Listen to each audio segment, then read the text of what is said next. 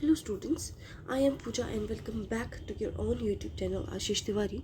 आज का video research methodology student के सब्जेक्ट के स्टूडेंट्स के लिए मोस्ट इम्पॉर्टेंट और एग्ज़ाम फोकस्ड वीडियो होने वाला है। आज की इस वीडियो में मैं आपके लिए लेकर आई हूँ 10 most important questions with answers in English medium, जिनके डायरेक्टली आपके एग्ज़ाम में आने के बहुत ज़्यादा चांसेस हैं। ये क्वेश्चंस हमने कोई भी रैंडमली नहीं उठाए हैं, बल्कि previous year papers, important topics और टीचर सजेशन के बेसिस पर इन्हें केयरफुली सिलेक्ट किया गया है। अगर आपने ये 10 क्वेश्चंस अच्छे से समझ लिए तो मान लो एग्ज़ाम में 80 to 90% पेपर यहीं से आपका कवर हो जाएगा। तो ये सिंगल वीडियो ही आपके एग्ज़ाम पर्पस से बहुत इंपॉर्टेंट है। ओनली इस वीडियो से आप अच्छा खासा स्कोर कर सकते हो अपने एग्ज़ाम में, आपको और किसी वीडियो की नीड नहीं होगी। तो स्टूडेंट्स, अगर आप हमारे चैनल पर फर्स्ट टाइम विजिट कर रहे हो तो चैनल को सब्सक्राइब कर लीजिएगा, because many more videos are coming your way. और हाँ, इस वीडियो में आपके लिए एक स्पेशल गिव अवे ऑफर भी है। वीडियो के बीच में मैं आपसे कुछ क्वेश्चंस पूछूंगी, तो जो भी स्टूडेंट सबसे पहले और सबसे करेक्ट आंसर देगा तो उन स्टार्टिंग के 3 लकी विनर्स को मिलेंगे एब्सोल्युटली फ्री नोट्स। और ये विनर्स निकलते ही इन्हें तुरंत व्हाट्सएप एंड टेलीग्राम चैनल पर अनाउंस कर दिया जाएगा। So make sure you go check it out. तो वीडियो को पूरा देखना है, स्किप नहीं करना है, क्योंकि गिव अवे का क्वेश्चन किसी भी मोमेंट पे आ सकता है। और सबसे बेस्ट बात, हमारे लेक्चर्स फ्री हैं, आपके लिए 100% फ्री वीडियो सीरीज़ है। लेकिन अगर आपको इन्हीं लेक्चर्स के वेल ऑर्गेनाइज्ड नोट्स चाहिए तो उनका पेड नोट्स भी अवेलेबल है, हिंदी और इंग्लिश दोनों मीडियम में। प्राइस भी स्टूडेंट फ्रेंडली है। डिस्क्रिप्शन में आपको वेबसाइट का लिंक दे दिया जाएगा, लिंक पे जाकर आपने क्लिक करना है और आप वहाँ से जो है अपने नोट्स को बाय कर सकते हो।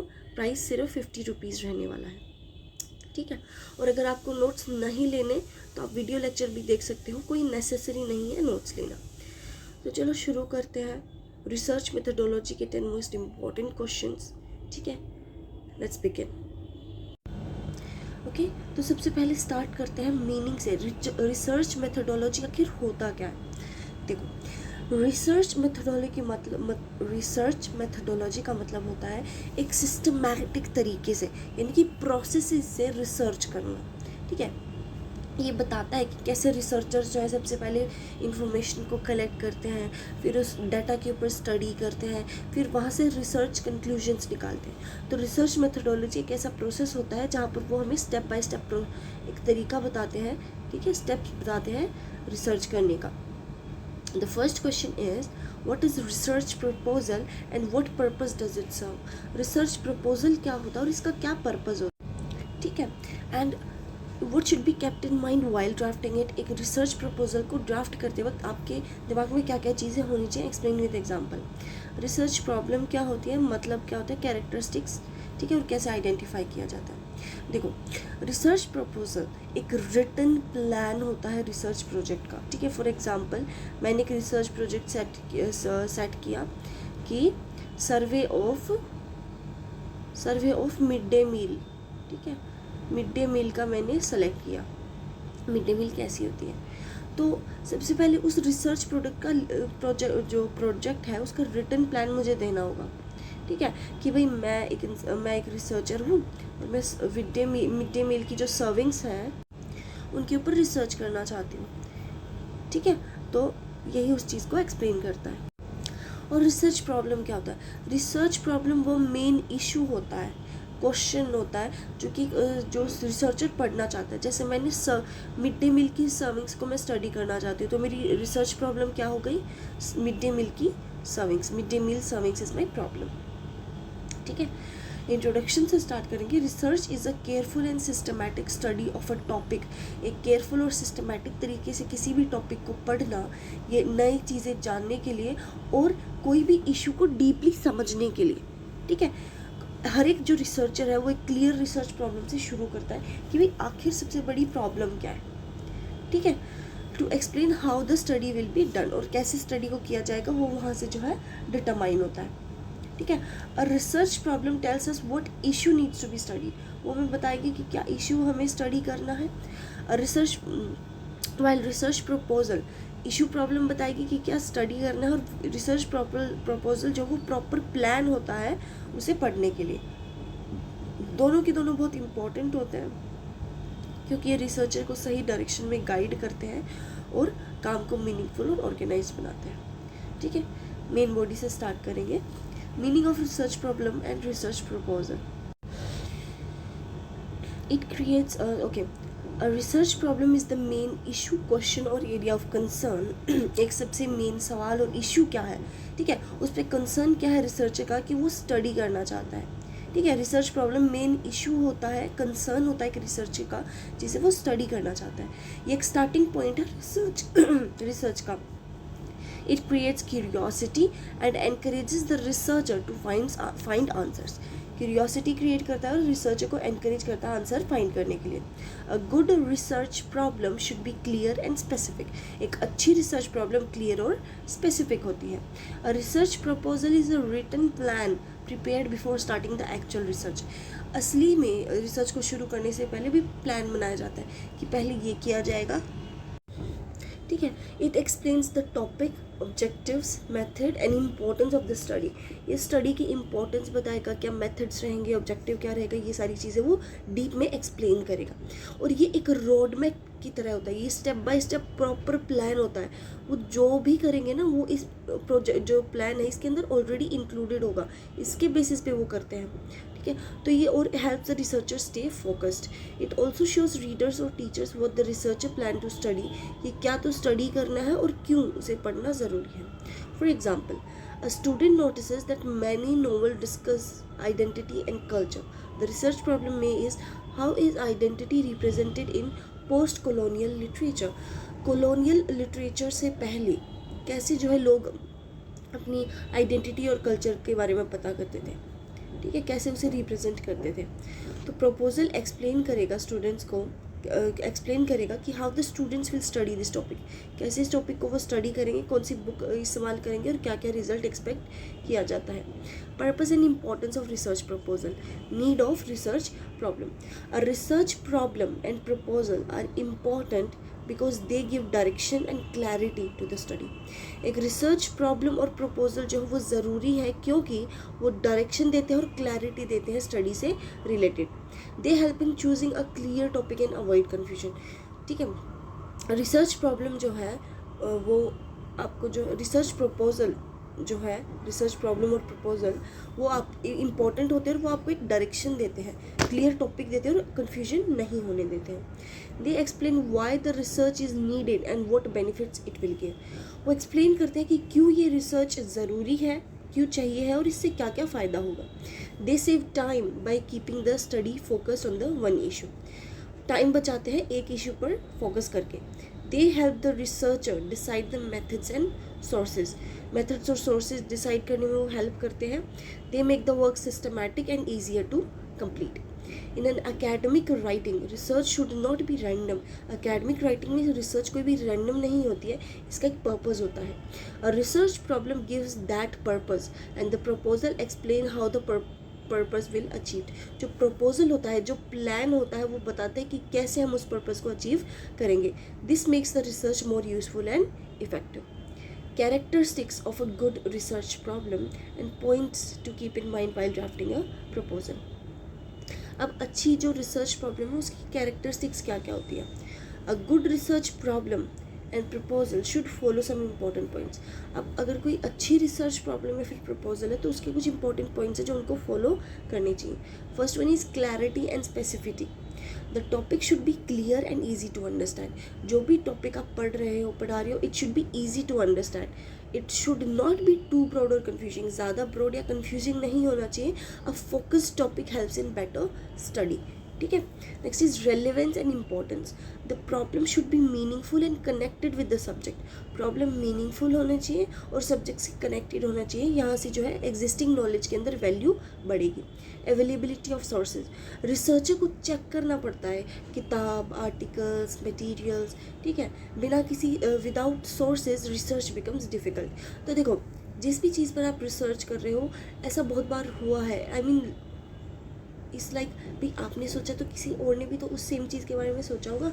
तो भाई बुक्स के अंदर, आर्टिकल्स के अंदर वो सारी चीज़ें कुछ काफ़ी ज़्यादा इन्फॉर्मेशन दी होती है जो कि काफ़ी ज़्यादा हेल्पफुल होती है। ठीक है, प्रॉपर मेथडोलॉजी।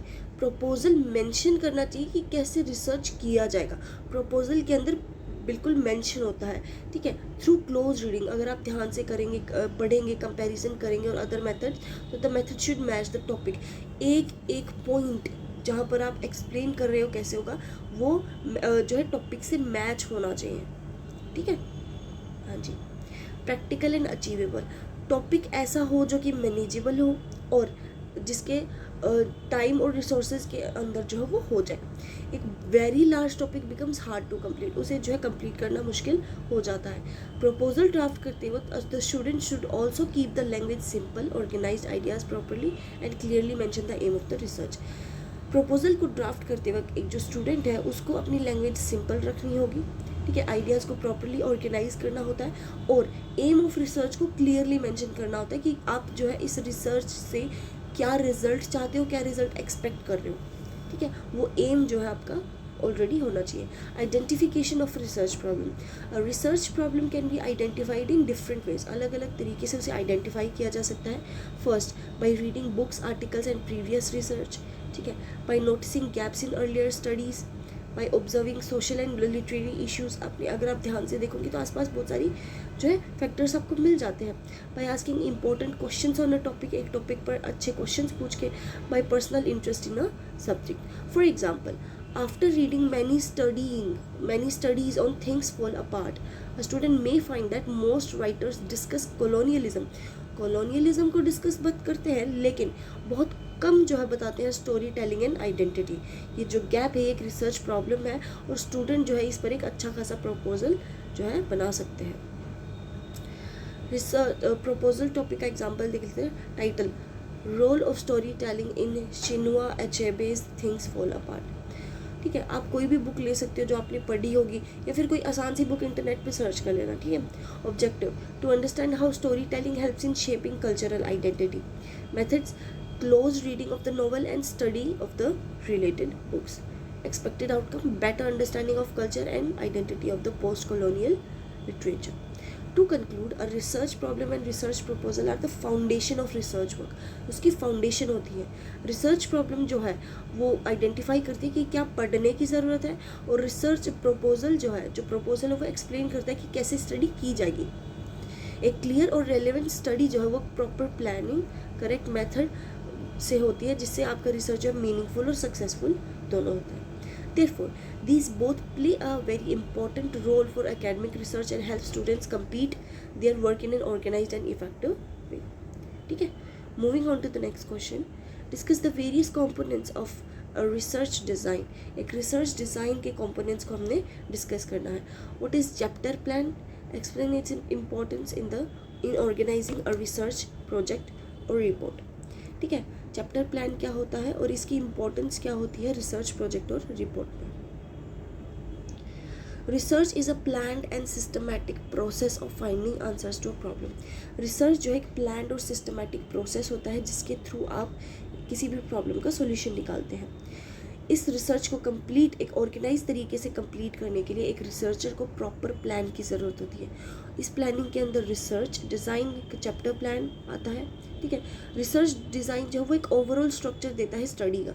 ओवरऑल स्ट्रक्चर कैसे देते हैं, ये स्टडी है, ठीक है। मैं स्ट्रक्चर बताऊंगी कि ये प्रॉब्लम है, ठीक है। यहाँ से हम कुछ हमने और जगह पे ये डिटेल्ड एनालिसिस देते हैं प्रॉब्लम का। प्रॉब्लम को भी जस्टिफाई करना होता है कि क्यों वो प्रॉब्लम है, ठीक है। वाइल जो चैप्टर प्लान है वो arranges the report in logical order. Chapter plan के अंदर हर एक चीज़ को, हर एक एक्सप्लेनेशन को लॉजिकल ऑर्डर में जो है सेट करना होता है। दोनों के दोनों बहुत ही ज़्यादा इंपॉर्टेंट है क्योंकि वो रिसर्चर को क्लियरली से काम करने में मदद करते हैं, टाइम बचाते हैं and present findings properly. A well-prepared research design and chapter plan make the research more effective and understandable. एक जो well-prepared research design है और chapter plan है वो research को और भी ज़्यादा effective और understandable बना देता है। मेन बॉडी पे चलते हैं, research problem and objectives. The first and most important part of research design is identifying the research problem. सबसे ज़रूरी पार्ट होता है रिसर्च प्रॉब्लम को आइडेंटिफाई करना। The researcher must clearly decide what issue और what topic is being studied. उनको पहले decide करना पड़ेगा कि क्या इशू और क्या टॉपिक वो स्टडी कर रहे हैं। बिना किसी क्लियर प्रॉब्लम के रिसर्च जो है काफ़ी कंफ्यूजिंग हो सकता है। अच्छा, आपको पता है ये मैंने चैप्टर वाइज सीरीज़ के अंदर बहुत अच्छे से ये चैप्टर एक्सप्लेन कर रखा है ना। तो एक बार वहाँ से देख लेना, एक बार यहाँ से देख लेना, पक्का हो जाएगा 2 बार पढ़ोगे तो, ठीक है। After identifying the problem objectives are decided. Problem identify करने के बाद ऑब्जेक्टिव को डिसाइड किया जाता है। Objectives explain what the researcher wants to achieve through the study.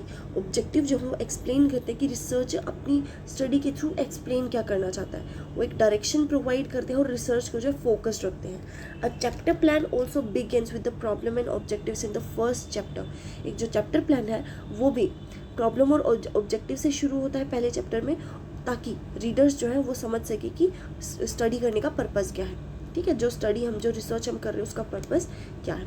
Research method and collection of data. देखो, ये जो सेकंड कंपोनेंट होता है इसे रिसर्च मेथड के बेसिस पे सेलेक्ट किया जाता है, ठीक है। रिसर्चर डिसाइड करते हैं whether the study will B descriptive, analytical, experimental और exploratory,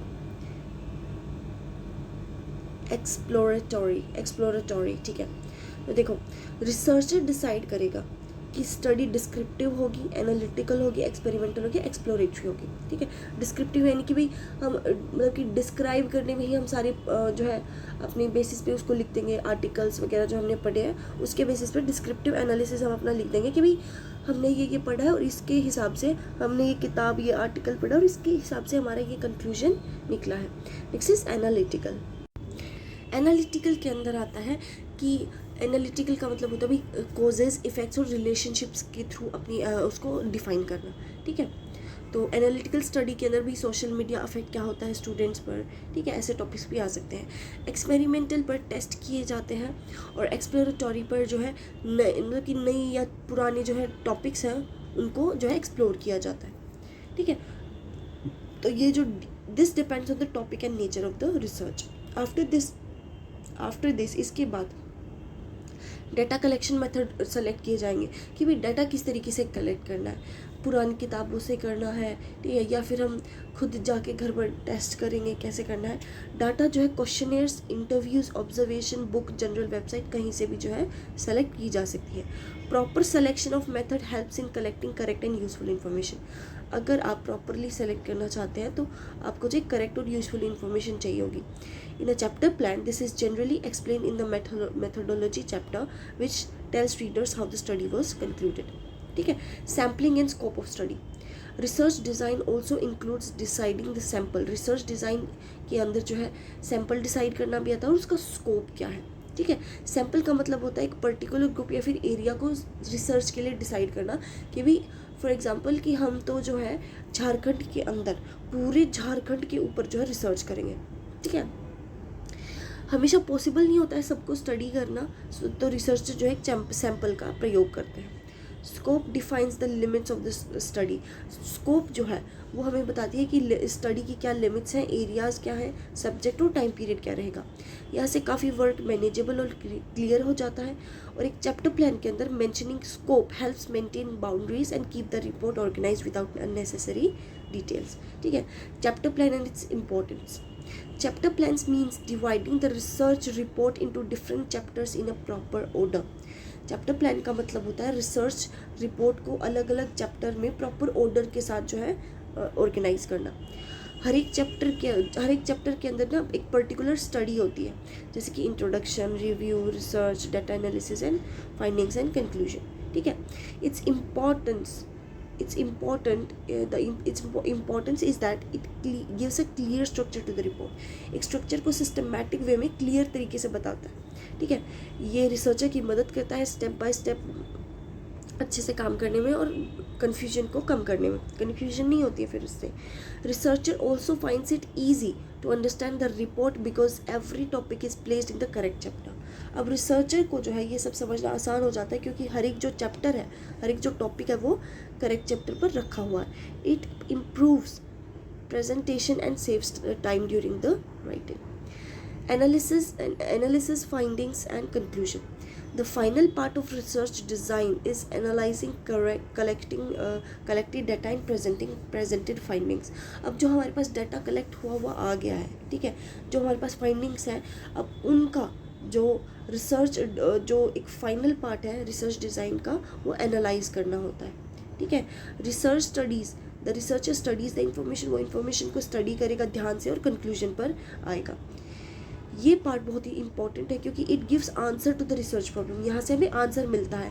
findings show what was discovered through the study के थ्रू हमने क्या जो है डिस्कवर किया है. Conclusion gives the final result and may also include suggestions. In chapter planning these are place in the last chapters. ये आखिरी chapter में होते हैं ताकि जो रिपोर्ट है वो क्लियर और मीनिंगफुल वे में एंड हो, ठीक है. Research design and chapter plan are both essential parts of research project. काफ़ी इसेंशियल पार्ट होते हैं रिसर्च प्रोजेक्ट के. Research design gives direction and decides how the study will be done. ये हमें डायरेक्शन देता है और डिसाइड करता है कि कैसे स्टडी की जाएगी. Chapter plan organises the report chapter wise in a proper sequence. Together they make the research systematic, simple and effective. A well-planned design and organized chapter arrangement improve the quality of research and help present the ideas clearly. Therefore, both are necessary for successful completion of any research project or report. किसी भी research और project के लिए दोनों का होना बहुत ही important होता है, बहुत ही मेन रोल वो प्ले करते हैं. Next question is, what do you mean by research report?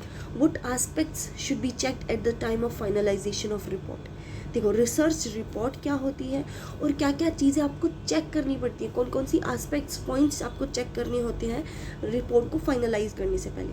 Bibliography क्या होता है और what purpose does it serve. Cite examples.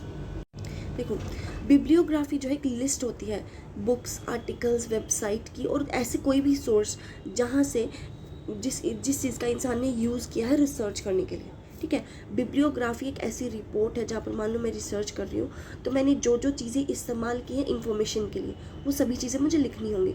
जैसे मैंने किताब यूज़ करी, मैगजीन यूज़ करी, इंटरव्यूज़ देखे, ठीक है, पॉडकास्ट देखी, तो मैं वो सारी चीज़ें यहाँ पे बिब्लियोग्राफी के अंदर मेंशन करती हूँ, ठीक है. तो research is done to collect facts and understand a subject deeply. एक सब्जेक्ट को डीपली अंडरस्टैंड करने के लिए जो है इसे किया जाता है. But research becomes useful only when its findings are presented clearly in a written form. लेकिन रिसर्च यूजफुल तभी होती है जब इसके फाइंडिंग्स जो है उनको एक प्रॉपर रिटन फॉर्म के अंदर दिखाया जाता है. This written presentation is called a research report. Research report explains the topic methods बताते हैं, findings and conclusion in an organised manner, ठीक है. At the end of a report के आखिर में the researcher also adds bibliography.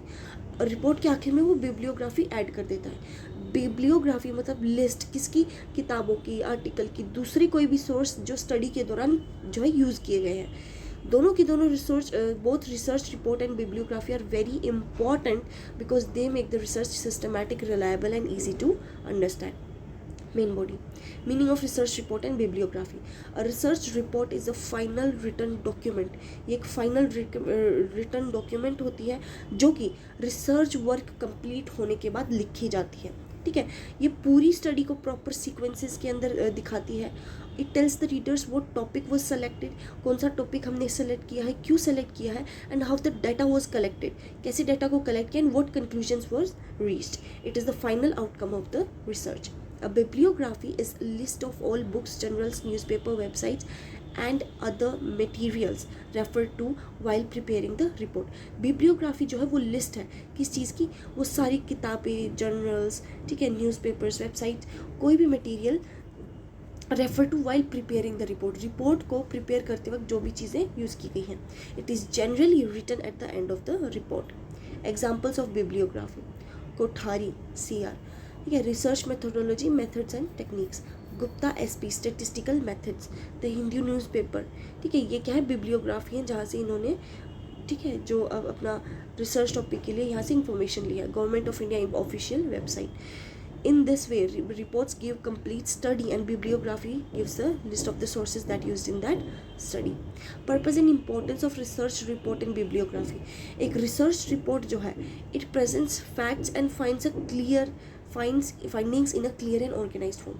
Research report जो है वो फैक्ट्स को प्रेजेंट करने में मदद करती है और क्लियर और ऑर्गेनाइज्ड फॉर्म में फाइंडिंग्स को रखने की मदद करती है. It allows readers, teachers and researchers to understand how the study without confusion. Study को बिना कन्फ्यूजन करने के लिए और समझने के लिए जो है इसे किया जाता है. It also keeps a permanent return record for future use. ठीक है.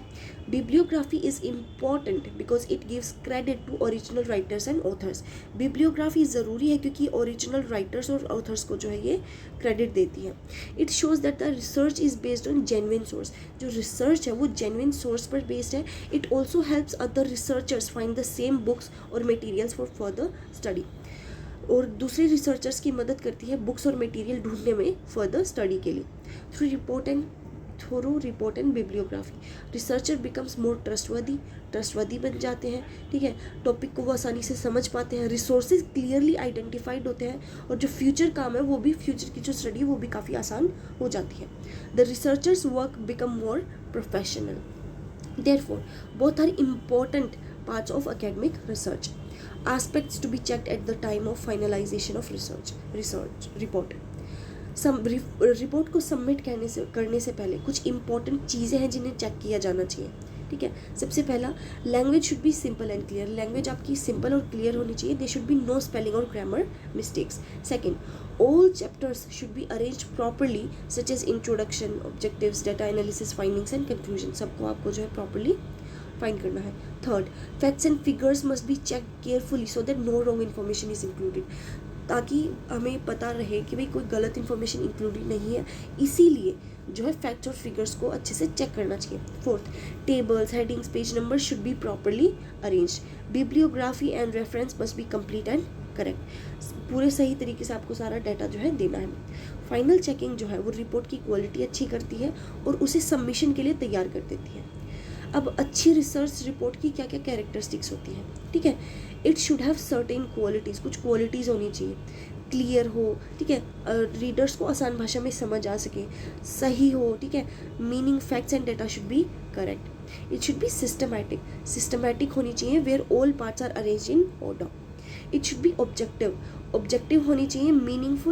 Meaning personal opinion should not affect findings. आपका पर्सनल ओपिनियन आपकी फाइंडिंग्स को अफेक्ट ना करे. It should be complete including all important details and bibliography. When these qualities are present, जब ये qualities present होती है तो रिपोर्ट जो है यूजफुल और इफेक्टिव हो जाती है. Examples and practical use. Research report जो है कॉलेज, यूनिवर्सिटीज़, बिजनेस ऑर्गेनाइजेशन और गवर्नमेंट डिपार्टमेंट्स के अंदर यूज़ की जाती हैं. फॉर एग्जांपल, अ स्टडी में prepare a report on impact of digital marketing and consumer buying behaviour. ठीक है. देखो, रिसर्च रिपोर्ट जो है वो कॉलेजेस, यूनिवर्सिटीज़, बिजनेस ऑर्गेनाइजेशन और गवर्नमेंट डिपार्टमेंट्स जो है इनके अंदर यूज़ की जाती है. फॉर एग्जांपल, एक स्टूडेंट जो है एक रिपोर्ट प्रिपेयर कर सकता है impact of digital marketing and consumer buying behaviour. ठीक है. इसके ऊपर वो रिपोर्ट बना सकता है. इस रिपोर्ट के अंदर स्टूडेंट ऑब्जेक्टिव को एक्सप्लेन करेगा, डाटा कलेक्ट करेगा and right findings. Eight the and bibliography में इंक्लूड. ठीक है. जैसे कि फिलिप कोटलर, मार्केटिंग मैनेजमेंट. ठीक है. Economic times newspaper, ministry of commerce website. This helps teacher verify the source and understand the research clearly. So in practical life also, report writing and bibliography are necessary for proper presentation of knowledge. To conclude, a research report is the final writing presentation of research work. ठीक है. एक जो research report होती है वो final writing होती है in presentation of research work, while bibliography is the list of sources used during the research. ठीक है. उस रिसर्च के दौरान जो भी लिस्ट यूज़ की गई रिसोर्सेज की उन सबको वो प्रेजेंट करती है. बहुत ही इंपॉर्टेंट होता है किसी भी रिसर्च प्रोजेक्ट के लिए. A report explains the study clearly. Report जो है स्टडी को अच्छे से क्लियरली एक्सप्लेन करती है. And bibliography provides proof and credit for information used. Proper checking before final submission makes the report accurate and effective. ठीक है. Therefore research report and bibliography are essential for successful academic and professional research. Next question is, describe the importance and process of paraphrasing in academic writing. How is paraphrasing different from summarising? देखो, सबसे पहले paraphrasing समझते हैं। Paraphrasing का मतलब होता है किसी और के आइडिया और इन्फॉर्मेशन को खुद के सब शब्दों में इस तरीके से लिखना कि ओरिजिनल जो मीनिंग है वो बदले ना। दोबारा से सुनना, पैराफ्रेजिंग का मतलब होता है किसी और के आइडियाज़ और इन्फॉर्मेशन को अपने शब्दों में लिखना इस तरह की मीनिंग भी जो है उनका चेंज ना हो और मैं अपने तरीके से उस समझी हुई बात को कह भी सकूँ। ठीक है, तो इम्पोर्टेंस क्या है और प्रोसेस क्या है पैराफ्रेजिंग का एकेडमिक राइटिंग में, और ये क्यों है समराइजिंग से डिफरेंट क्यों होती है? ठीक है, प्लेजेरिज्म क्या होता है? प्लेजेरिज्म मतलब होता है भाई कॉपी करना। ठीक है, ये अब पेंटिंग्स और आर्ट्स के अंदर काफ़ी चलता है, जहाँ पर जो है प्लेजेरिज्म कॉमन तो नहीं कहूँगी बट ऐसी प्रॉब्लम्स होती रहती है कि जो फेमस आर्टिस्ट है उनकी एक फर्स्ट कॉपी सेकंड कॉपी की जो नकली पेंटिंग्स होती है उनको बना कर बेचा जाता है। प्लेजियरिज्म को अवॉइड करना क्यों ज़रूरी है? For establishing the credibility of report and research and research. Academic writing and research require honesty, clarity and original presentation of ideas. ठीक है, वहाँ पर original presentation of ideas की requirement होती है. While writing assignments, projects or research reports, student often use ideas and information from books, articles, journals. ठीक है, books, articles, journals से जो है वो इन चीज़ों का इस्तेमाल करते हैं. In such situations, paraphrasing becomes very important because it helps the writer express the same idea in a different word. ठीक है, सेम चीज़ को दूसरे शब्दों में कहने में मदद करता है while keeping the original meaning clear. It also helps in avoiding the plagiarism. Plagiarism means copying another person's words or ideas and presenting them in words one's own without proper acknowledgement. ठीक है, academic writing के अंदर प्लेजेरिज्म जो है उसे unethical माना जाता है क्योंकि ये क्रेडिबिलिटी को अफेक्ट करता है रिसर्च और रिसर्चर दोनों की को। Therefore understanding paraphrasing, summarising and plagiarism is very important for every student and researcher. Main body से स्टार्ट करेंगे, meaning and importance of paraphrasing in academic writings. Paraphrasing means rewriting another person's ideas in our own words and sentence without changing the actual meaning. असली meaning को ना बदलते हुए किसी की कही हुई बात को अपने शब्दों में बताना। पैराफ्रेजिंग का मेन पर्पस होता है एक इन्फॉर्मेशन को एक क्लियर तरीके से प्रेजेंट करना कि जो in a way that suits the writer's own research topic of style.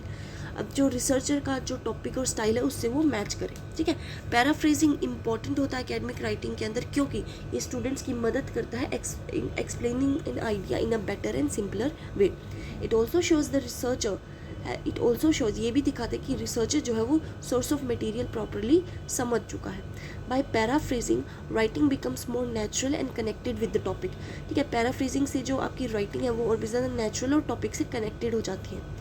Over use of direct quotations को ये स्टॉप कर देती है and improves the originality in the research work. Example, if a book says that research helps in developing new knowledge, एक research जो है वो नई नॉलेज को जो है डेवलप करने में मदद करती है। It can be paraphrased as research plays an important role in crafting fresh knowledge and understanding. ठीक है, मीनिंग एक है लेकिन जो है दोनों बात एक दूसरे से काफ़ी अलग है। प्रोसेस ऑफ पैराफ्रेजिंग, पैराफ्रेजिंग जो है उसे केयरफुली और एक प्रॉपर वे में करना चाहिए। सबसे पहला, the researcher should read the original text completely and understand it's meaning. Original text को पहले ध्यान से पढ़ो, उसका मतलब समझो। समझने के बाद जो टेक्स्ट है उसे सिंपल और नए शब्दों में खुद से लिखना है without copying the exact sentence. ठीक है, the sentence structure can also be change while keeping the meaning same. Meaning same रखते वक्त भी जो सेंटेंस है वो पूरा बदल सकता है। इंपॉर्टेंट कीवर्ड जो है वहीं पर यूज़ होने चाहिए जहाँ पर नेसेसरी हो, ज़रूरत हो। इम्पॉर्टेंट, हाँ जी, आफ्टर रीराइट करने के बाद the writer should compare it with the original source. Compare करने के बाद जो लिखने के बाद उसे कंपेयर करना होता है ओरिजिनल सोर्स से, ये चेक करने के लिए कि मीनिंग सही है या नहीं है और whether enough changes have been made, कि भाई चेंजेस सही तरीके से किए तो है ना, क्योंकि अगर बिल्कुल सेम चीज़ लिखोगे तो वो प्लेजेरिज्म हो जाएगा। Proper citation must also be given, proper citation भी देना होता है because the idea still belongs to the original author. This process helps maintain both accuracy and academic honesty. Difference between paraphrasing and summarizing. Paraphrasing and summarizing are related तो है लेकिन अलग है। In paraphrasing, the original idea is rewritten fully in different words. एक ही idea जो है दोबारा अलग शब्दों में लिखा गया है, while also keeping almost same level of detail. ठीक है, डिटेल का लेवल सेम होता है लेकिन जो आइडिया है वो अलग अलग तरीके से प्रेजेंट किया जाता है. It usually focuses on particular sentence और paragraph. Summarising means giving only main points of large text in a shorter form. Main point को जो है शॉर्टर फॉर्म में रिप्रेजेंट करना. ये एक्स्ट्रा डिटेल को रिमूव कर देता है और सिर्फ इंपॉर्टेंट इंफॉर्मेशन पर फोकस करता है. For example, a full paragraph from chapter can be paraphrased with the same meaning in different words. एक जो पूरा पैराग्राफ है उसको पैराफ्रेज किया जा सकता है सेम मीनिंग होते हुए भी अलग शब्दों में. But if only central idea of that paragraph is written in 2 or 3 lines, अगर एक सेंट्रल आइडिया सिर्फ 2 या 3 लाइन में लिखा गया है तो वो जो है समराइजिंग हो जाती है. देखो इसने क्या कहा है यहाँ पे, समराइजिंग का मतलब बताया. ये क्या कह रहा है कि but if only the central idea, सिर्फ एक जो टॉपिक का जो सेंट्रल आइडिया है, ठीक है, of that paragraph is written in 2 or 3 lines, वो जो सेंट्रल आइडिया है पूरा 2-3 लाइन में लिख दिया तो वो समराइजिंग बन जाता है. ठीक है. Thus, paraphrasing explain the complete idea differently. उसको आइडिया को पूरे अलग तरीके से वो दिखाते हैं, while summarising gives a brief overview. Meaning of plagiarism and types of plagiarism. Plagiarism means using someone else's words, ideas, facts or research without giving credit to the original source.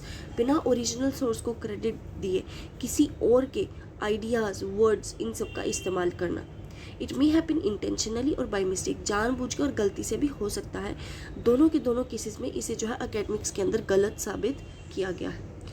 अलग अलग तरीके की प्लेजेरिज्म होते हैं. डायरेक्ट प्लेजेरिज्म जब होता है जब एग्जैक्ट वर्ड्स को कॉपी किया जाता है बिना किसी कोटेशन और साइटेशन के. ठीक है. पैराफ्रेजिंग प्लेजेरिज्म जब होता है जब एक राइटर जो है चेंजेस ओनली फ्यू वर्ड्स, बहुत ही थोड़े वर्ड्स चेंज कर दिए but still does not cite the source. Self plagiarism happens when a person repeats his और her own previous work without mentioning it. बिना मेंशन किए अपने ही काम को दोबारा निकाल दिया. Accidental plagiarism happens because of the incorrect citation और केयरलेसनेस. एक्सीडेंटल तभी होता है जब आप गलती कोई हो जाती है. ठीक है. Plagiarism damages the quality of research.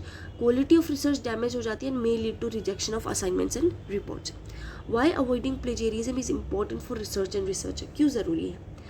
Avoiding plagiarism is very important because it protects originality and builds trust.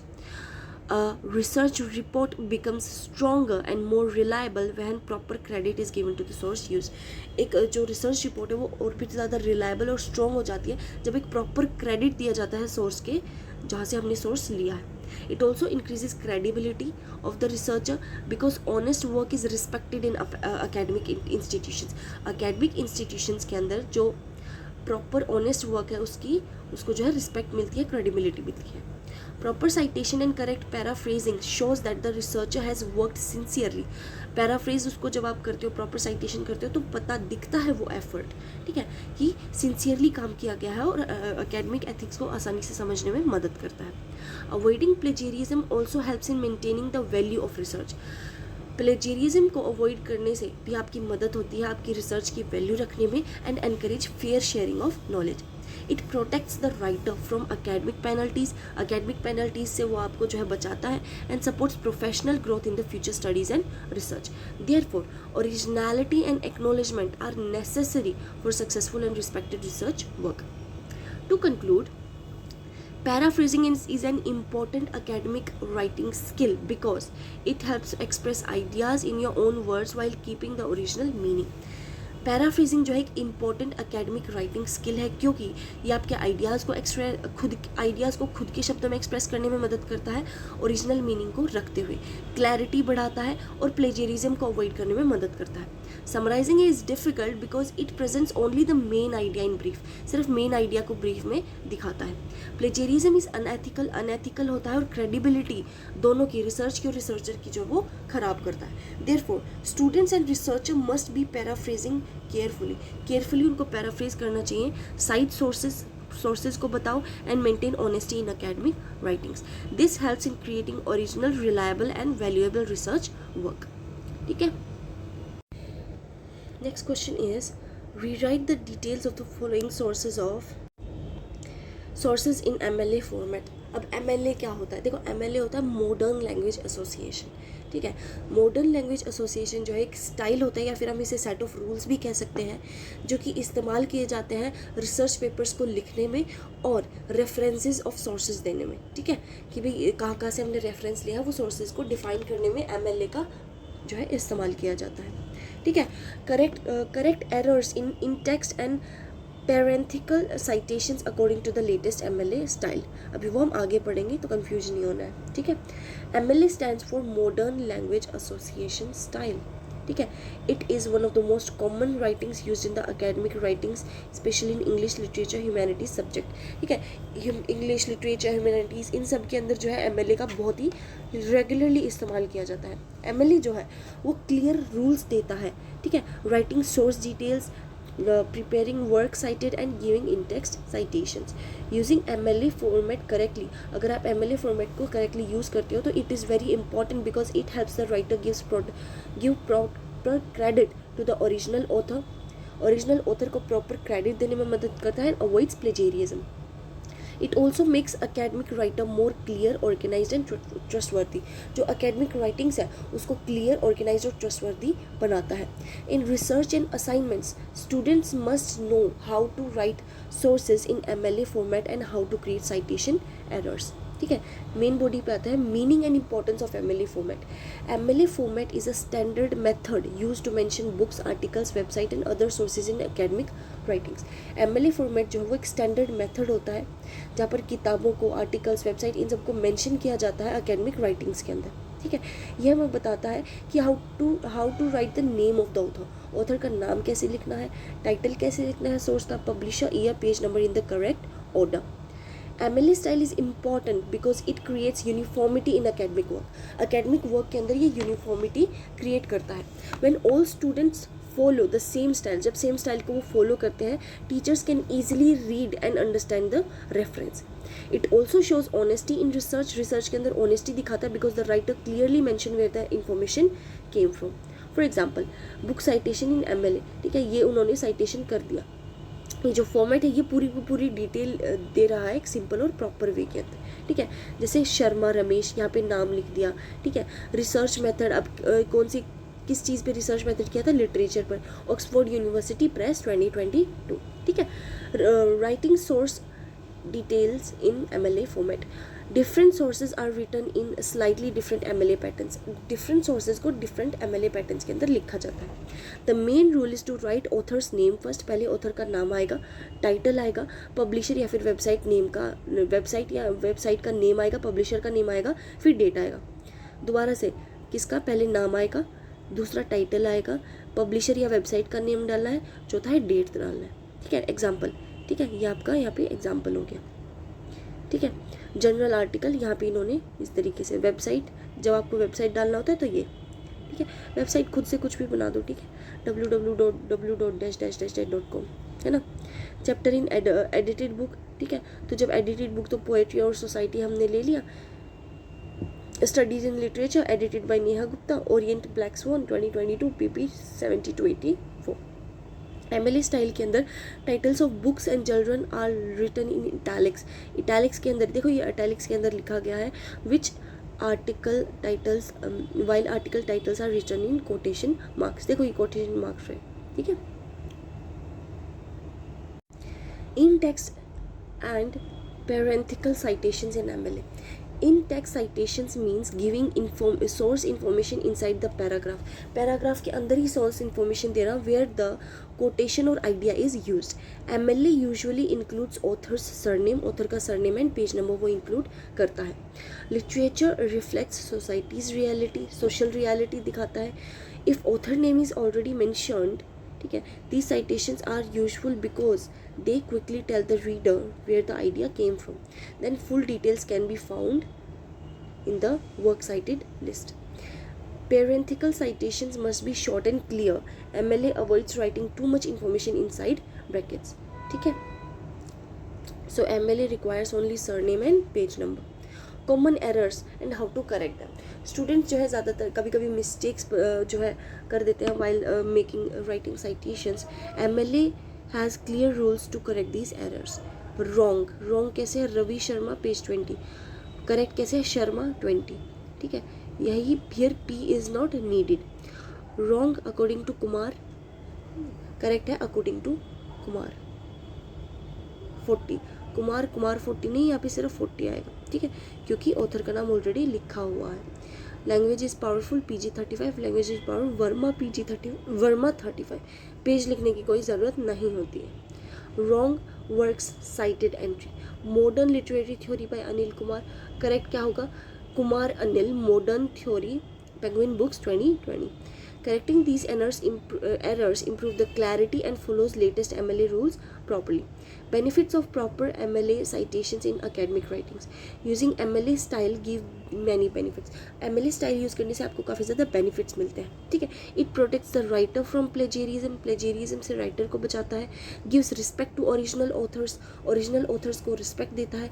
It also improves the quality of assessment and research report. Research report की क्वालिटी अच्छी करता है, उसको improve करता है। A proper citation helps teachers and readers, एक proper जो citation है वो रीडर्स की मदद करती है, ठीक है, और रिसर्चर्स टीचर्स की मदद करती है इन्फॉर्मेशन को ईजिली वेरीफाई करने में। It also increases the credibility of the researcher की क्रेडिबिलिटी को बढ़ा देता है, क्योंकि work looks professional and well organised. For students of DU and other universities, MLA style is very useful in assignments, projects and exams, ठीक है। Learning MLA helps in writing stronger academic answers and research papers. MLA style is an important part of academic writing. Academic writing का बहुत important part होता है. It helps students write source details correctly. Source detail को correctly लिखने में मदद करता है and use proper in-text citation. Correct MLA format creates discipline and clarity in writing. It also helps in avoiding plagiarism and gives value to the research. Therefore, every student should understand MLA rules and practice writing citations carefully for better academic work. What are the main principles of practical criticism? Practical criticism के main principles क्या होते हैं? How did you apply one principle to assess sources credibility? कैसे एक principle से आपके किसी source की credibility पता चलती है वो explain कीजिए. Do a close reading of the passage to analyze Lumba's understanding of women in the nationalist discourse. ठीक है, इंट्रोडक्शन से स्टार्ट करते हैं. Practical criticism is important method in literary studies, बहुत इंपॉर्टेंट होता है. It focuses on reading a text carefully, किसी भी टेक्स्ट को ध्यान से पढ़ना, ठीक है, उसकी रिमेनिंग थ्रू लैंग्वेज को अच्छे से समझना, टोन, स्ट्रक्चर, आइडिया को, ठीक है. It helps research readers study a passage without depending only on outside information. ये रीडर्स की मदद करता है पैसेज को आइडेंटिफाई करने में बिना किसी आउटसाइड इन्फॉर्मेशन पर रिलाई किए. Close reading is also a part of practical criticism. Close reading भी जो है प्रैक्टिकल क्रिटिसिज्म का पार्ट होती है, because it helps us notice deeper meanings hidden in words and images. In the passage by Ania Lumba, women are shown as central to the nationalist discourse. ठीक है, their role is not only social, सिर्फ socially नहीं बल्कि symbolic भी है. They use practical criticism and close reading. ठीक है, we can see how लुम्बा presents women as powerful figures connect with nation identity and history. ठीक है, मेन बॉडी से स्टार्ट करेंगे. Meaning and close attention to the text. The first principle of practical criticism is to pay close attention to the text. Text को बिल्कुल ध्यान से आपने देखना है. A reader studies the words, phrases and sentences patterns carefully. एक जो reader है वो शब्दों को, फ्रेजेस को, सेंटेंसेस को केयरफुली स्टडी करता है. Meaning is understood from passage itself.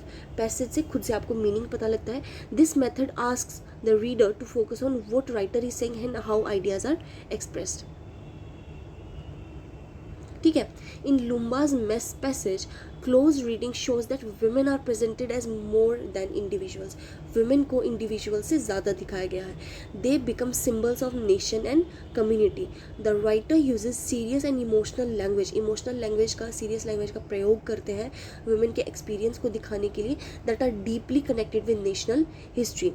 ये जो केयरफुल रीडिंग है ये हमारी मदद करती है ये जानने में कि वुमेन जो है वो नेशनलिस्ट थिंकिंग का सेंट्रल आइडिया थी और उन्हें जो है माइनर कैरेक्टर्स की तरह प्रेजेंट नहीं किया जाता. ठीक है, tone, language and emotional effect. Another principal of practical criticism is studying tone and language. Tone and language को पता करना. टोन जो है राइटर के एटीट्यूड को पता करने में मदद करती है. And language creates an emotional meaning. ठीक है, readers examine word choice and the feelings created by the text. ठीक है, लुम्बाज टोन जो है वो थॉटफुल है, क्रिटिकल है, उनकी जो लैंग्वेज है वो हाईलाइट कर रही है suffering, protection, violence and social control. These words create a serious emotional effect. यहाँ से एक सीरियस इमोशनल इफेक्ट पड़ता है. The passage shows that women are often discussed through ideas of honour and purity.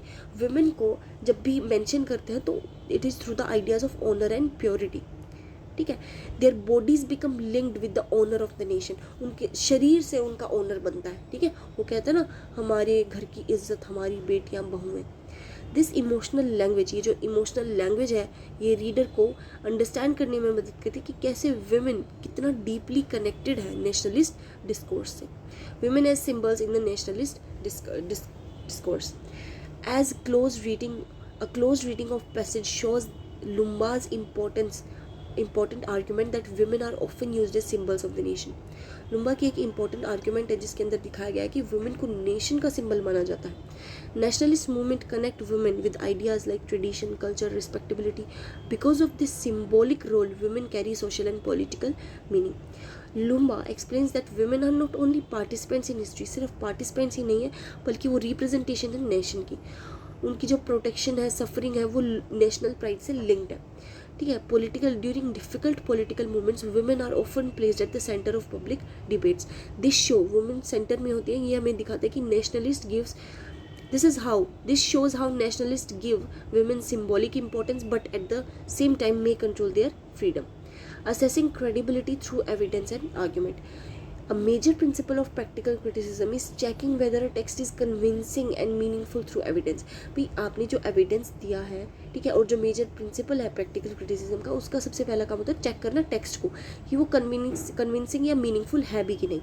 A reader looks at the writer's argument. Writer के argument को देखता है and asks whether the idea are supported clearly. This principle can be applied to Loomba's passage. Loomba के passage पर भी apply हो सकता है.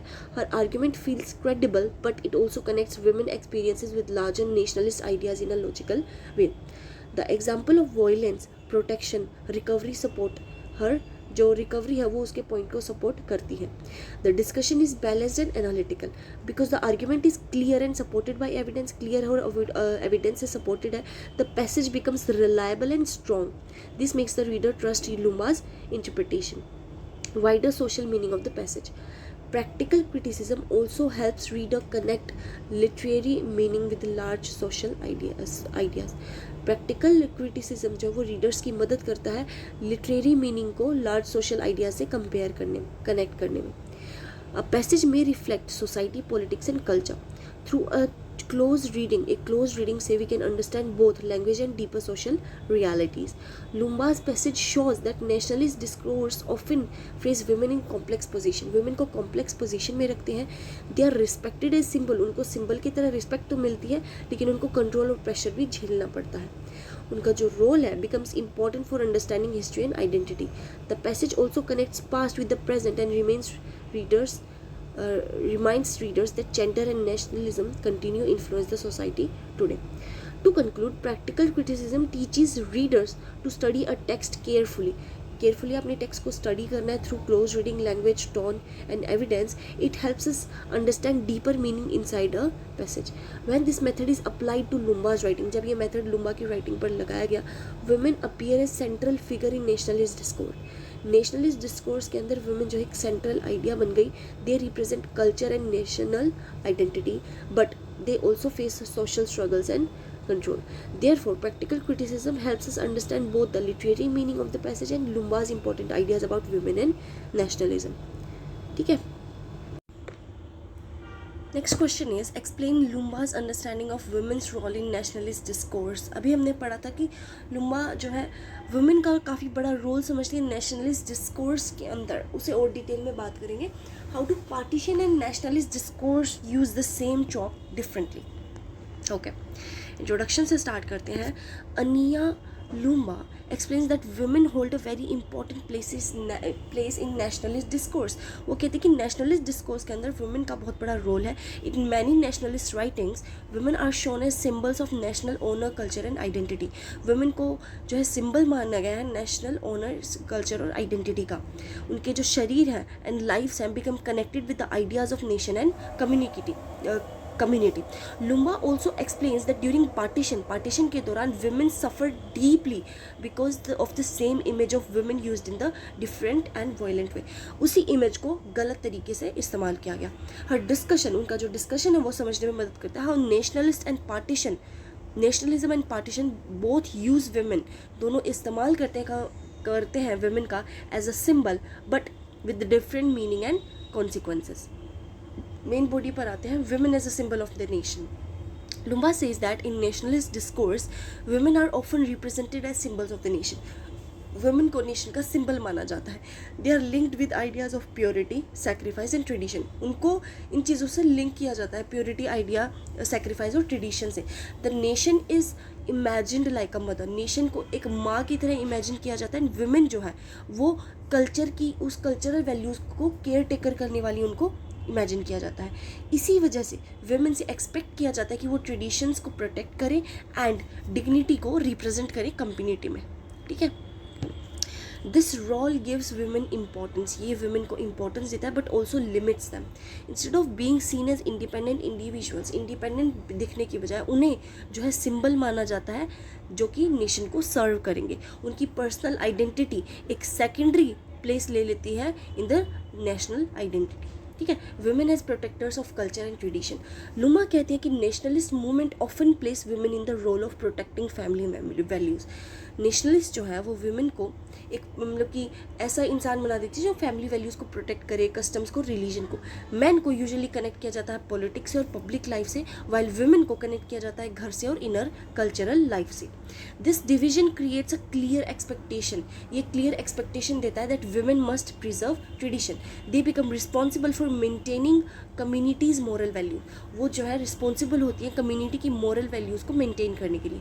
Even when nationalism praises women, nationalism women की तारीफ करता है. It often controls their choices and defines what they should do. Women's bodies become sites of honour and power. Loomba strongly point out करते हैं कि वुमेन का जो शरीर है, जो बॉडी है, उसे जो है सिंबल माना जाता है. किस चीज़ का? फैमिली और कम्युनिटी के ऑनर का. वो कहते हैं ना हमारे घर की इज्जत.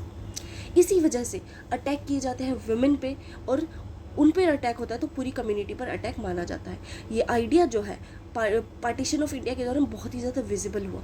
वुमेन के साथ वायलेंस किया गया, उनको मतलब कि अबडक्ट किया, उनको किडनैप किया, असोल्ट किया, रेप किया. सिर्फ एक पर्सनल वायलेंस नहीं थी, बल्कि was also used to insult the opposite community.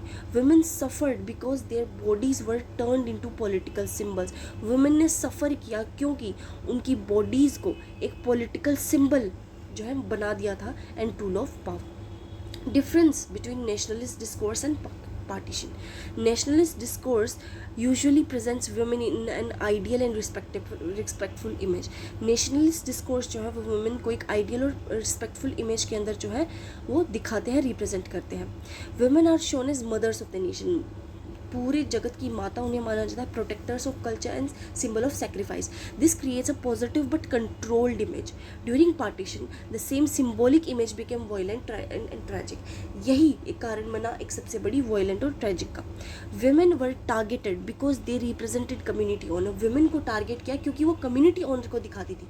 Nationalism के अंदर they are praised as symbols. In partition they became victims. Nationalism के अंदर तो उनकी तारीफ होती है कि वो हमारे सिंबल है. पार्टीशन के अंदर वो विक्टिम हो जाती हैं, through whom communities express anger, revenge and power.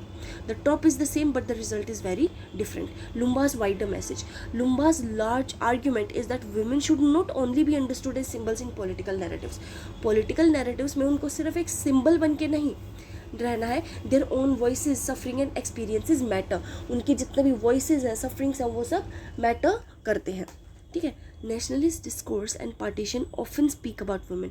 ये सब वुमेन के बारे में बात करते हैं, but many times women themselves are not allowed to speak. उनके लिए बात करने के लिए भी कोई और लोग आएंगे, वो खुद जो है अलाउड नहीं है बोलने के लिए. ये जो एनालिसिस है ये आस्क करता है रीडर्स से to look beyond symbolic image and understand real women's lives. This helps us study nationalism and partition more critically with greater sensitivity. To conclude, Lumba explains that women play a central role in nationalist discourse. बहुत बड़ा role play करती हैं because they symbolize the nation, culture and honor.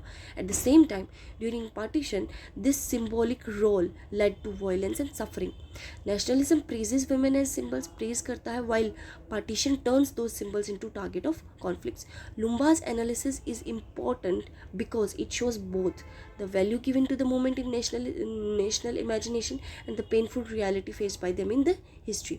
Through this, we understand nationalism and partition in a deeper and more human way. Distinguish between primary and secondary data. What precautions should be taken while using secondary data. Primary और secondary data के बीच में फ़र्क क्या होता है और क्या क्या प्रिकॉशंस आपको लेने चाहिए सेकेंडरी डाटा को जो है यूज़ करते वक्त. एडिटिंग ऑफ डाटा क्या होता है, इंपॉर्टेंस और मेथड्स एक्सप्लेन करनी है. ठीक है, डाटा जो है एक सबसे ज़रूरी पार्ट होता है किसी भी रिसर्च का. ठीक है, ये रिसर्चर की मदद करता है ये जानने में the topic and reach correct conclusion. Data can be collected directly by the researcher direct भी जो है कलेक्ट कर सकता है या फिर अवेलेबल जो ऑलरेडी अवेलेबल सोर्सेज है वहाँ से भी वो ले सकता है. After collecting data it is also necessary to check and organise it properly. This checking process is called editing of data. इसे एडिटिंग ऑफ डाटा कहते हैं. Therefore understanding primary and secondary data and editing of data is necessary for successful research. ठीक है, main body पर चलते हैं. Meaning of primary and secondary data. Primary data is the original data collected directly by the researcher for specific purpose. जब मैं खुद किसी चीज़ को जाकर, जो पहले कभी किसी ने नहीं किया, मैं खुद कोई चीज़ कलेक्ट करती हूँ तो वो किसी स्पेसिफिक पर्पज़ के लिए उसे प्राइमरी डाटा कहते हैं. ठीक है, it is collected for the first time, पहली बार कलेक्ट होती है through methods like questionnaires, interviews, observation and surveys. This data is fresh, ये फ्रेश होता है directly related to the research topic. For example, if a researcher ask students about online learning through a survey, the answers collected are the primary data. Secondary data is the data already collected by another person और institution. ठीक है, secondary data वो होती है जो already किसी इंसान ने जो है रखी होती है. ठीक है, जैसे बुक्स, जर्नल्स, न्यूज़पेपर, इन सब के अंदर. ठीक है, तो जो ऑलरेडी प्रेजेंट डाटा होती है उसका इस्तेमाल करना. ठीक है, किसी भी रिसर्च के लिए दोनों की दोनों इंपॉर्टेंट होती हैं, लेकिन उनका जो सोर्स है, पर्पस है, मेथड ऑफ कलेक्शन है वो डिफरेंट होता है. Difference between primary and secondary data. The main difference is that primary data is first hand. Primary data first hand और ओरिजिनल होती है. सेकेंडरी डाटा सेकेंड हैंड और ऑलरेडी अवेलेबल होती है. ठीक है, primary data is collected for the researchers. Primary data is collected for the researchers own style. Primary data researcher खुद के तरीके से स्टडी करता है. ठीक है, वो और भी ज़्यादा स्पेसिफिक, रिलायबल हो सकती है, लेकिन इसमें ज़्यादा समय, पैसा और एफर्ट लगता है. ठीक है, रिसर्चर को क्वेश्चंस प्रिपेयर करना पड़ेगा, लोगों को मिलना पड़ेगा, रिस्पॉन्सेज को रिकॉर्ड करना पड़ेगा. सेकेंडरी डाटा आसान होती है कलेक्ट करने के लिए क्योंकि ऑलरेडी पब्लिश्ड होती है, टाइम और पैसा बचाती है, लेकिन कभी कभी ये फुल्ली रिसर्चर की नीड्स को नहीं कर पाती है. ठीक है, रिसर्चर की नीड्स को मैच नहीं कर पाती है because it is collected for another purpose. For example, interviewing customers in a shop is primary data. Customers को इंटरव्यू करना primary data, while reading a company's annual sale report is a secondary data. So primary data gives direct information while secondary data gives supporting information. Precautions while using the secondary data. While using secondary data, a researcher should be careful because every available source may not be correct or useful. हर एक available source ज़रूरी नहीं वो सही और useful है. First, the researcher should check the reliability of the source. Source का reliability उनको check करना होता है. Data should be taken from trusted books, government reports, universities and authentic websites. Second, the researcher should check whether the data is relevant to the research topic. Research topic से relevant है कि नहीं है. Sometimes available data may not fully fit the objective of the study. Third, the researcher should check the data. उसको data check करना चाहिए time of publication. All data may not be useful in the present research. ठीक है. Fourth, the researcher should compare data from different sources to avoid mistakes and confusion. जो researcher है उसको data को compare करना होगा अलग अलग सोर्सेज से मिस्टेक और कन्फ्यूजन को दूर करने के लिए. Finally, the researcher should mention the source properly in bibliography. Bibliography के अंदर उनको सोर्स अच्छे से मेंशन करना होगा और reference to maintain honesty and avoid plagiarism. These precautions make secondary data more useful and accurate. Meaning and importance of editing of data. Editing of data means checking the collected data carefully before analysis. Analysis से पहले data को अच्छे से check करना. ये mistakes को find करने में मदद करता है. ठीक है, आंसर्स को अच्छे से, इनकम्प्लीट आंसर्स को ढूंढने का, wrong entries and repeated information. Editing is important because research result depends on correct data.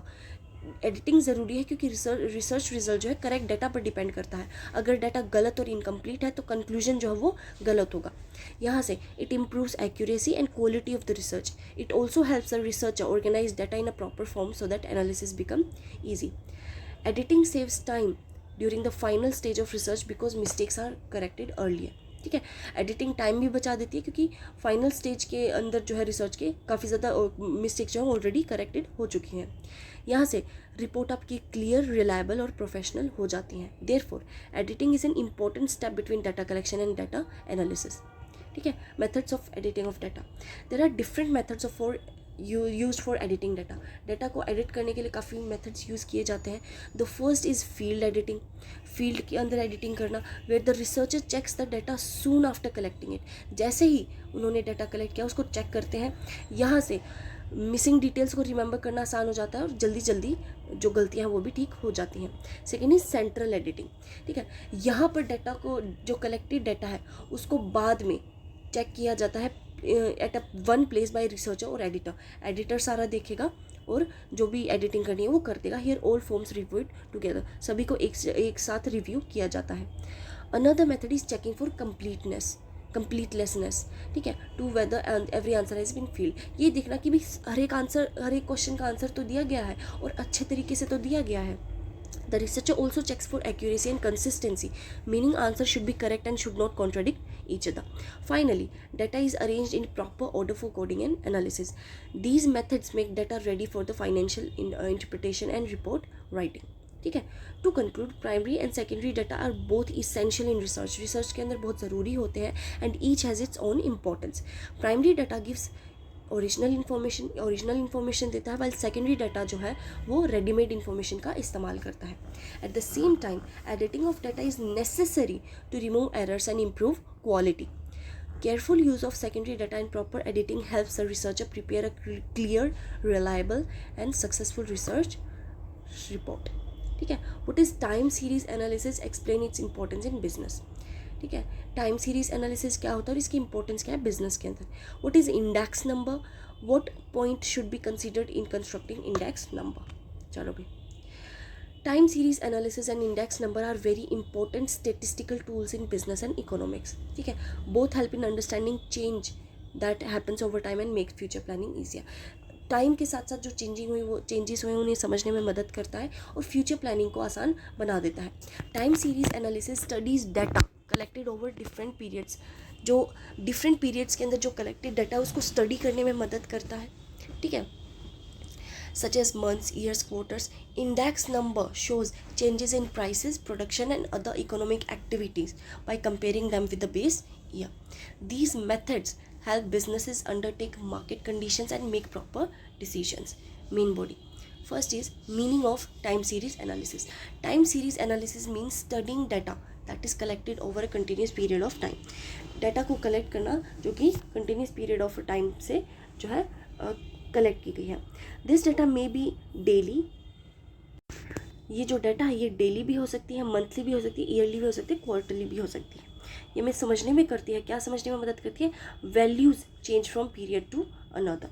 Examples of time series data are monthly sales of a company. ठीक है, मंथली सेल्स ऑफ कंपनी होती है, yearly profit, production level, market level. By studying this data a business can know the past trends and estimate future results. It also helps identifying seasonal और regular changes. Importance of time series analysis in business. Time series analysis is useful in businesses because it helps in planning and forecasting. A business can estimate future sales, demands, profit by studying past records. This helps management prepare better business strategies.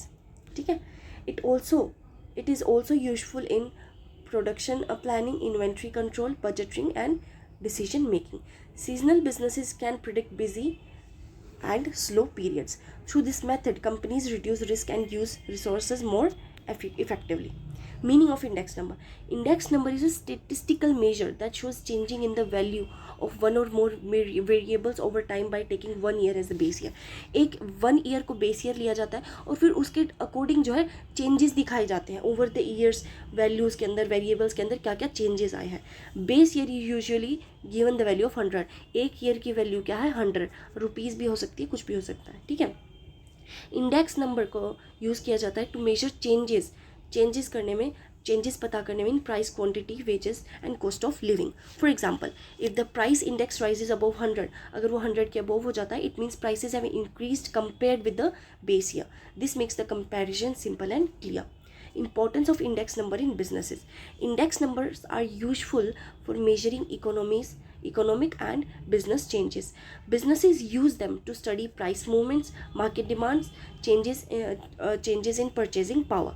This helps in fixing prices and planning future investments.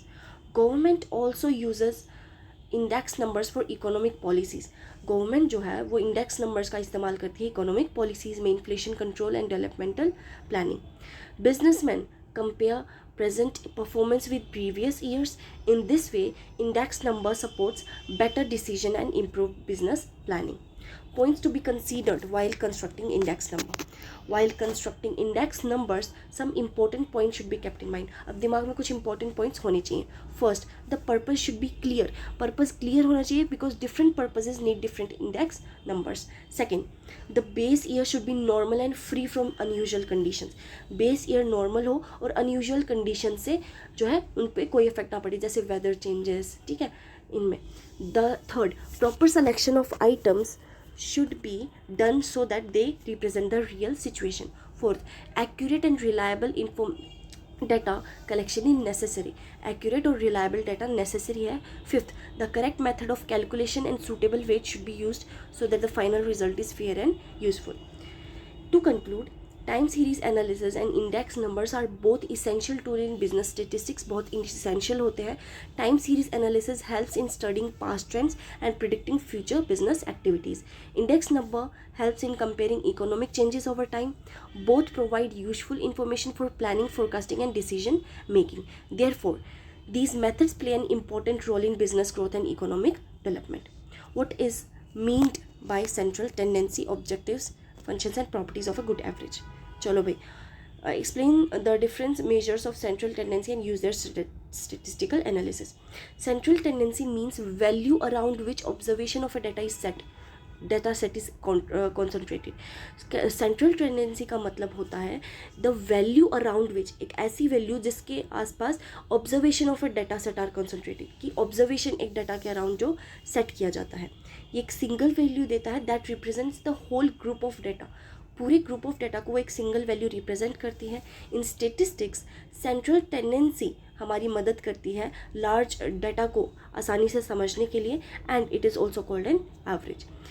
In businesses, economics and daily life, we use averages to compare performance, understand trends and make decisions.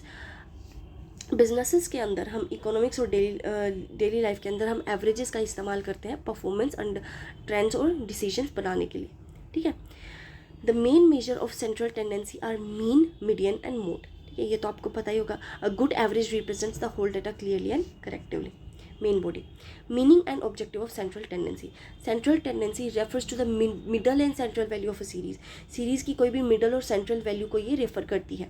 It shows the points around which all values are grouped. एक ऐसा point जिसके चारों तरफ जो value है वो group होती है. It converts large amount of data into a simple form. Objectives of central tendency. To simplify complex data, large data becomes easy. देखो, जो बड़ी डाटा वो आसान से समझ आ जाती है एक एवरेज वैल्यू से. For example, average income of a family gives clear picture. ठीक है. To compare different groups, averages helps compare sale, profit, marks और wages between groups to help in decision making. Business managers use average for planning, production and pricing. To understand general trend, it helps identify the common or typical value. To support further analysis, many statistical methods depend on average. Therefore, central tendency saves time and makes statistical analysis more useful. Functions and importance of average. Average is very useful in statistics. बहुत ही useful होती है business analysis और statistics में. वो एक practical summary provide करते हैं data की. Functions of average, representative value, it gives one value for the whole data set. पूरे डाटा सेट के लिए एक वैल्यू वो दे देता है. Easy understanding, complicated information becomes simple, helps compare performance of different years और कंपनीज. ठीक है. Useful in estimating future sales and demands and profits, basis for other calculation, measures like dispersion and correlated need average. For example, average monthly sales of a shop help the owner plan stock and future targets. ठीक है. Properties of good average. अब उसकी properties क्या होती हैं? A good average should have certain qualities. उनकी कुछ qualities होनी चाहिए so that it can represent the data properly. Properties of a good average, easy to understand and calculate, simple होना चाहिए. ठीक है. Every value should be inclined based on the all observations. Clearly defined, different people should get the same answer, not affected too much by the extreme value. Very high और very low जो है वो उससे ज़्यादा disturb नहीं होना चाहिए. Useful for comparison and future analysis, it should help in interpretation. When these qualities are present, the average becomes reliable and practical. ठीक है. Different measures of a central tendency. There are mainly three main measures of the central tendency. First is arithmetic mean. Mean is the total of all values divided by the number of observation. ये तो आपको पता होगा. ठीक है. Sum of sales by the number of sales. ठीक है. ये आपका मीन हो गया, अर्थमेटिक मीन. ठीक है. एग्जाम्पल 40 50, तो इन सबको ऐड करेंगे और कितने हैं, 3 है तो डिवाइड कर देंगे. Uses, business report average income production analysis में मदद करता है. It uses all values but extreme value can affect it. Median जो है एक मिडल वैल्यू होता है when data is arranged in order. ठीक है. जैसे ये 20 है, ये income distribution population studies data with extreme values. ठीक है. It is not affected by very high और वेरी लो. इसको फ़र्क नहीं पड़ता. ठीक है. Mode is the value that appears most frequently. एक ऐसा नंबर जो ज़्यादातर आ रहा है. ठीक है. मार्केट डिमांड को रिप्रेजेंट करता है. Fashion, customer preference and most common product size. It helps identify most popular value. Use of central tendency in statistical analysis. Measures of central tendency are widely use. ठीक है. जैसे कि पहले business के अंदर सेल्स का एवरेज पता करने के लिए. ठीक है. Profit and wages.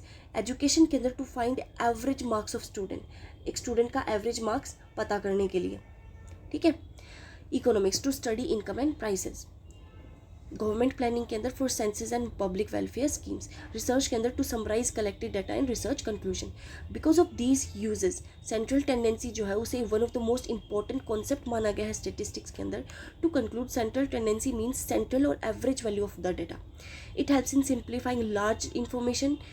इन बड़ी इंफॉर्मेशन को सिंप्लीफाई करता है and gives a clear idea of the general trend. Its objective include comparison, planning and analysis. The main measure, mean, median, mode are widely used according to the nature of the data. एक अच्छा average जो है वो simple, reliable और representative होता है. Central tendency एक बहुत बड़ा रोल प्ले करती है स्टेटिस्टिक्स के अंदर business and practical decision making में. तो स्टूडेंट्स, यहीं पर आपका वीडियो फाइनली ख़त्म होता है. मुझे उम्मीद है आपने वीडियो को ध्यान से समझ लिया होगा और अपनी एग्ज़ाम की प्रिपरेशन स्ट्रॉन्ग कर ली होगी. याद रखना, हमारे लेक्चर्स फ्री हैं, लेकिन अगर आपको यही ऑर्गेनाइज नोट्स फ्री में चाहिए तो आप जो है डिस्क्रिप्शन में जाकर क्वेश्चन परचेज़ कर सकते हो. और अभी मैं आपसे क्वेश्चन पूछती हूँ. ठीक है. The first question should be, what is the meaning of research methodology. Research methodology का मतलब क्या होता है. ठीक है. डिफाइन करना आपने. Second question is what is MLA. ठीक है. तो यही आपके 2 क्वेश्चंस हैं. ठीक है. तो मुझे उम्मीद आपको वीडियो पसंद आया होगा. तो लाइक, शेयर, सब्सक्राइब कीजिएगा, because many more videos are coming your way. ठीक है. And till then students, stay focused, study smart and crush your exams. See you in the next video and all the best for your exam.